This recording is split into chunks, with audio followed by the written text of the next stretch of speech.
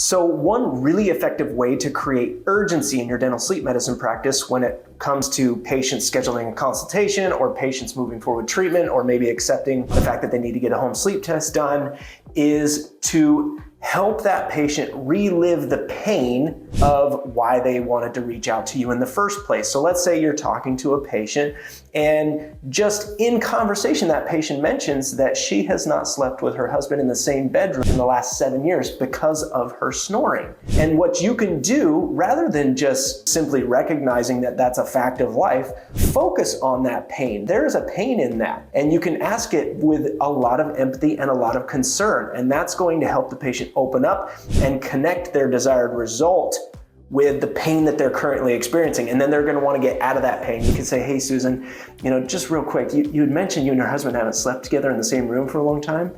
And you lower your voice in a concerned tone and you say, can you tell me a little bit more about that? What's that been like? How's that affected your guys' marriage? And your patient's gonna connect that pain to the result they want. And they're gonna understand that the result that you provide or the treatment you provide is what's going to be the vehicle to get them to the desired result.